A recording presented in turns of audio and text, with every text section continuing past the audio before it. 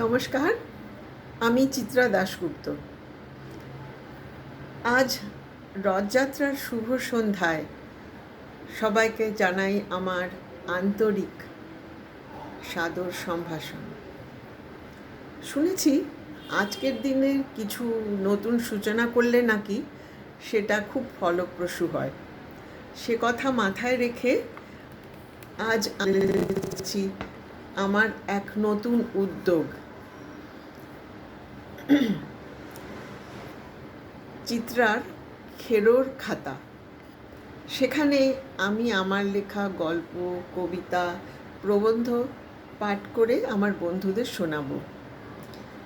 এই উদ্যোগের পেছনে আমার কিছু অবাঙালি বন্ধুরা আছেন যারা বাংলা ভালো বোঝেন এবং বলতেও পারে, কিন্তু পড়তে পারে না।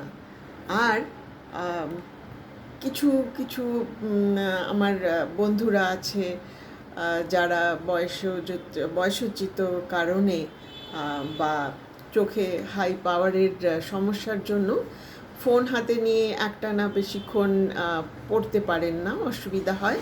তাই তাদের সবার অনুরোধে তারা অনেক দিন থেকেই আমায় বলছিল যে তুমি গল্প লেখো, আমরা পড়তে পারি না, খারাপ লাগে, কেন তুমি আমাদের জন্য গল্পগুলো পড়ে শোনাও না। তাই তাদেরই অনুরোধে বলতে পারেন, তাদের অনুরোধেই আমি আজকে আমার এই নতুন উদ্যোগের শুভ সূচনা করছি।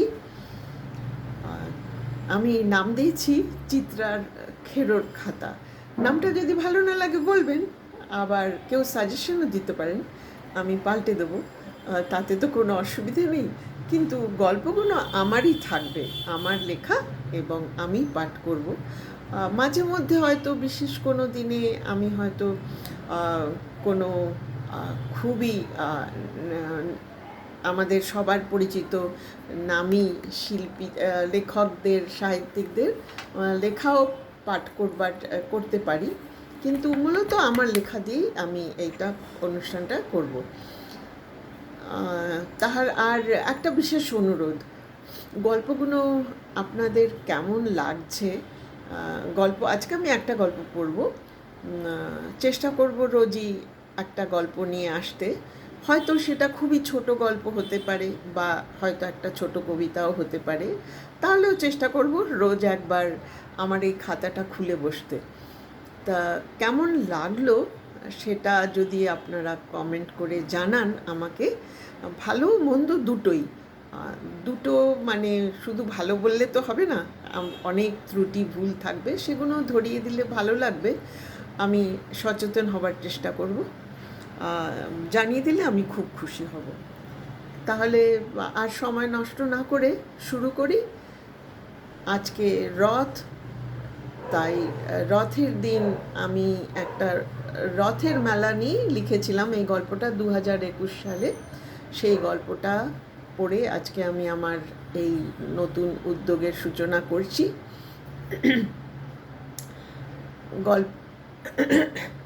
গল্পটার নাম রথের মেলা ও পরমা। তাহলে চলুন জয় জগন্নাথ বলে শুরু করা যাক। সকালে ঘুম ভেঙে বাইরের হইচই শুনে পরমার মনে পড়ল আজ রথযাত্রা। ছেলেবেলার কথা মনে পড়ে গেল পরমার। ওদের বাড়ির সামনে বিরাট মেলা বসত, ঢাক ঢোল কাসরের শব্দ, জয় জগন্নাথ জয় জগন্নাথ চিৎকার, দোকানপাট, গাছগাছালি, মাইকের শব্দ, রসালো ফলের গন্ধে ভোঁ করা মাছি, পাঁপড় ভাজা, জিলেপি, তেলে ভাজা, নাগরদোলা, ভেপুর আওয়াজ, সব মিলিয়ে চেনা রাস্তাটা রাতারাতি বদলে যেত। আজও তেমনি মেলা বসে, শুধু পরমাই বদলে গেছে। মনে আছে বাবা ওকে আর ওর ভাইকে বছরের ওই একটা দিন 50টি করে টাকা হাতে দিতেন। ওই টাকায় পরমা চুড়ি, মালা, ক্লিপ কিনত। সেদিন ওরা দু ভাই বোন মিলে মেলা থেকে নিজেদের হাতের পয়সা দিয়ে কেনাকাটি করে ভীষণ আনন্দ পেত। নিজেদের বেশ বড় বড় মনে হতো।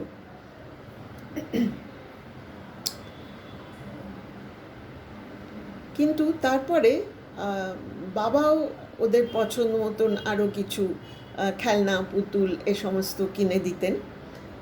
আর সেসব কেনাকাটা শেষ করে জিলিপি, পাঁপড় ভাজা আরও টুকটাক খাবার দাবার কিনে নিয়ে ওরা বাড়ি ফিরত। বাড়ি ফিরে ভাই তার ভেপু নয়তো কটকটি ব্যাং বাজিয়ে সবার কান ঝালাপালা করে দিত। আর এখন মনে করলে হাসি পায়, কাঁচের চুড়ির ঝমঝম আওয়াজ শোনার জন্য বিনা কারণে হাত নেড়ে পরমা সারা বাড়িময় ঘুরে বেড়াতো। সেই নিয়ে সবাই ওকে খুব খ্যাপাতো। সেদিন ছিল উল্টো রথ। সবে একটু বড় হয়েছে পরমা, বন্ধুদের সাথে মেলায় ঘুরছিল। ভিড় ঠেলে ওরা দল বেঁধে এগিয়ে চলেছে। একের পর এক দোকান বসেছে, কত রকম হস্তশিল্প এসেছে এবার। পরমার খুব শিল্পকলার দিকে ঝোঁক, মন দিয়ে দেখছিল। ওরই মতো একটি মেয়ে সুন্দর চটপট তুলির টানে ছবি এঁকে চলেছে। হঠাৎ ও মন দিয়ে সেই দিকেই দেখছিল। হঠাৎ ভিড়ের মধ্যে বুকে একটা তীব্র যন্ত্রণা। উফ! কেউ যেন উপড়ে নিল ওর বুকের সদ্য স্ফীত হওয়া মাংসখণ্ড। ব্যথায় কুঁকড়ে গেল পরমা। দু চোখে নেমে এলো জলধারা। জীবনের এই এমন বিশ্রী একটা অভিজ্ঞতা এই প্রথম হলো ওর। সহজাত লজ্জা ও নারীত্ববোধ ওর মুখ বন্ধ করে দিল। দুহাতে চোখের জল মুছে লজ্জা, সংকোচ আর নোংরা অনুভূতি মনে নিয়ে বাড়ি ফিরেছিল পরমা। তারপর থেকে ও আর মেলায় কোনোদিনও যায়নি। পড়াশোনা শেষ করে কলেজে অধ্যাপিকার কাজ নিয়ে ও এলাহাবাদ চলে গেছিল। বাবার হাঁটুর অপারেশন হলো বলে বহু বছর পর এবার এই সময় ও এখানে এসেছে। আজ বাবা আবদার করলেন রথের মেলার পাঁপড় ভাজা খাবেন। দোনমনা করে ও বাড়ি থেকে বেরিয়ে পড়ল পাঁপড় কিনতে। রাস্তা দিয়ে হেঁটে যাওয়া সে এক দায়। কি ভিড়, কি ভিড়! দু হাতে লোক ঠেলে এগিয়ে চলেছে পরমা। দলে দলে নানা বয়সের লোক, ছেলে বুড়ো, হাত ধরে ধরে প্রেমিক প্রেমিকা, চিৎকার চেঁচামেচি, ঢাক ঢোল, মাথা খারাপ হবার জোগাড়। তার উপর মাইকের ঘোষণা চলেছে, একটি বাচ্চা হারিয়ে গেছে, কখনো বা একটি মানি ব্যাগ পাওয়া গেছে, প্রমাণ দিয়ে নিয়ে যান, ইত্যাদি। ভিড় ঠেলে এগিয়ে চলেছে পরমা।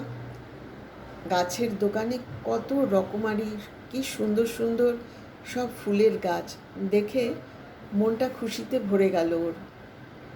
হঠাৎ রব উঠল, চোর চোর চোর! পাগলের মতো লোক ছুটছে। কে কার পেছনে ছুটছে বোঝা দুষ্কর।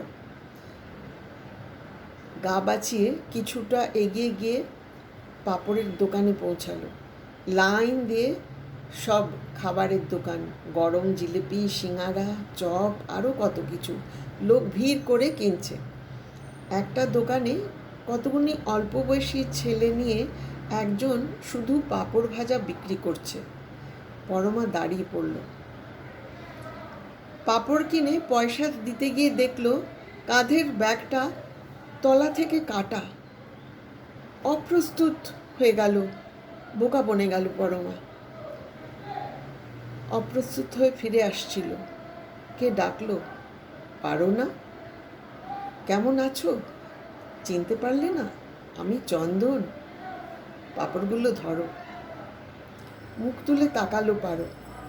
প্রথমটা ঠিক চিনতে পারেনি, তবে আওয়াজটা খুব চেনা। মুহূর্তে সময়ের পর্দাটা সরে গেল। চন্দন, ভুলবু যে যাকেও একদিন ফিরিয়ে দিয়ে আজও পরমা একা।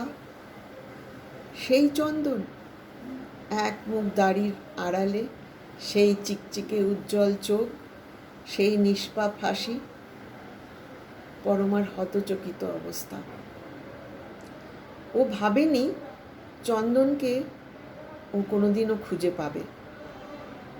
চন্দন এখন পথ শিশুদের নিয়ে একটা আশ্রম চালায়। পরমা চন্দনকে রথের মেলায় খুঁজে পেল, কিন্তু ফিরে পাবে কি চন্দনকে? জয় জগন্নাথ, জয় জগন্নাথ ধ্বনিতে মুখরিত হলো চারিদিক। নমস্কার।